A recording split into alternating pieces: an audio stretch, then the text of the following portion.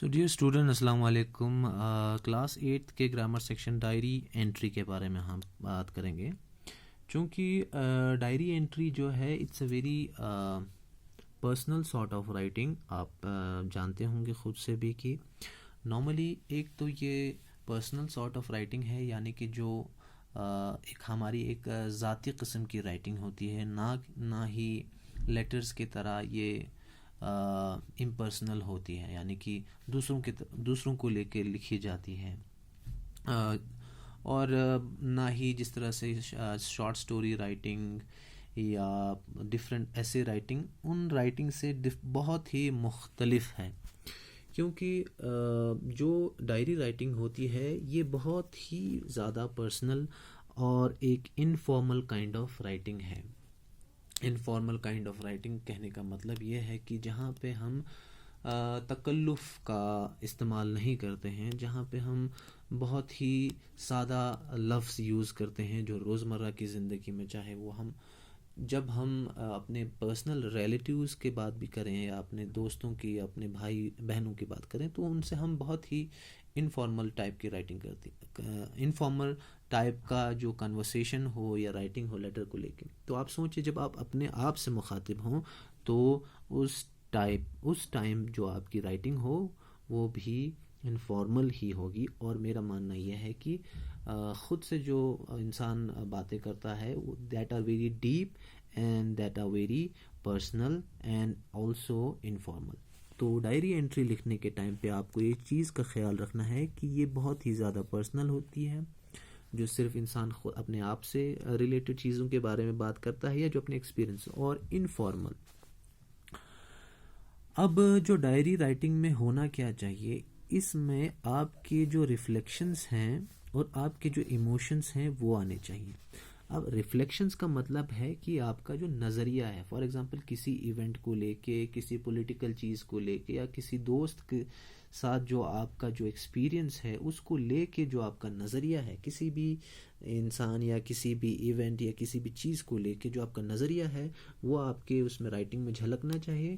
और सेकंड चीज़ है इमोशंस, यानी कि as we know that this sort of writing is very personal, it is obvious that कि आपके emotions भर भर के उसमें आने चाहिए, यानी कि it should reflect the deepest secrets of your life, यानी कि आपका दिल की तर्जुमानी करनी चाहिए आपकी डायरी।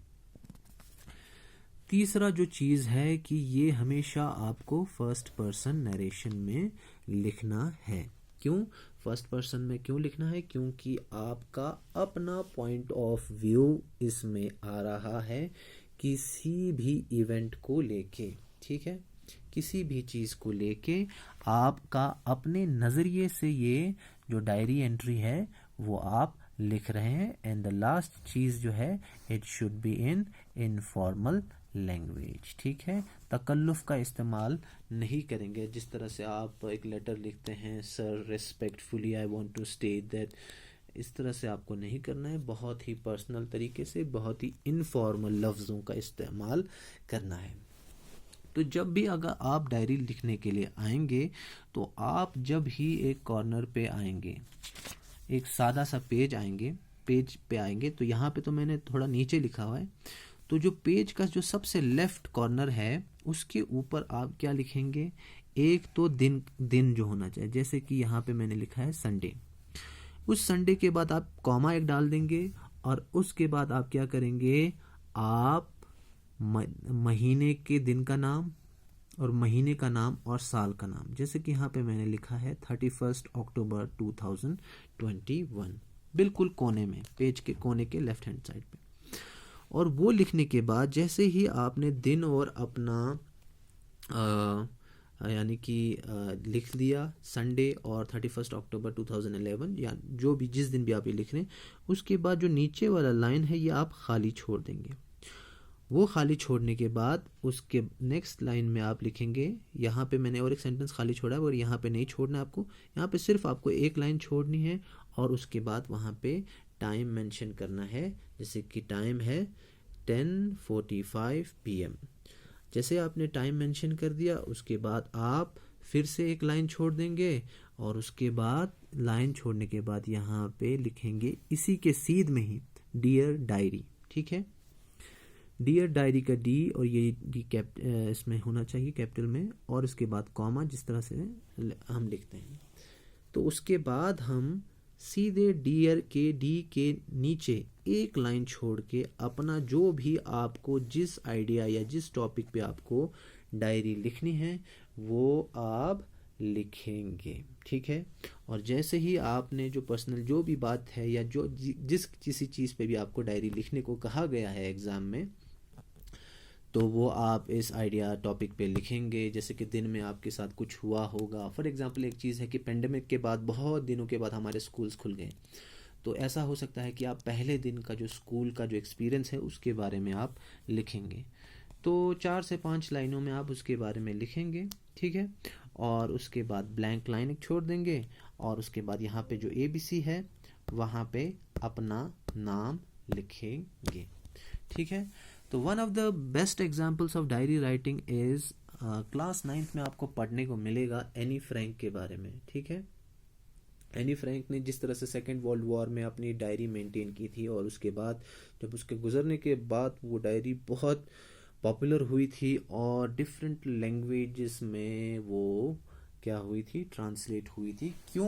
क्योंकि एक लड़की के पॉइंट ऑफ पर्सपेक्टिव से जो लिखी गई थी उसमें हॉलोकास्ट के बारे में और जो जीव्स को लेके जीव्स पे जो जुल्म ढाए गए थे उसका एक बहुत ही एक डीप पर्सपेक्टिव, एक ह्यूमन पर्सपेक्टिव आपको दिखने को मिला उसमें कि क्या क्या हुआ है।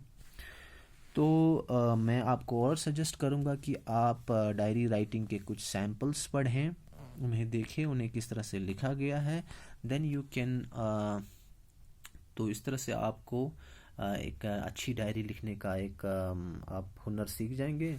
मगर डायरी लिखने से पहले इस चीज़ का ध्यान दें कि आप अपनी राइटिंग को सुधारें, अपनी राइटिंग में ग्रामेटिकल जो एब्रेशंस हैं उनको हटाने की कोशिश करें, ठीक है।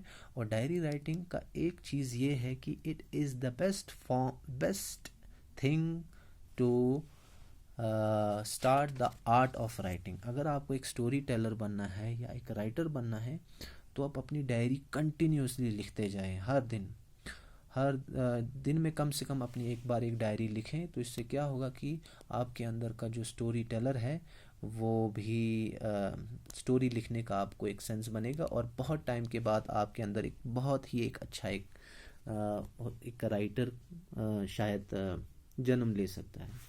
सो इसी के साथ ये लेक्चर कंक्लूड करते हैं। Thank you very much.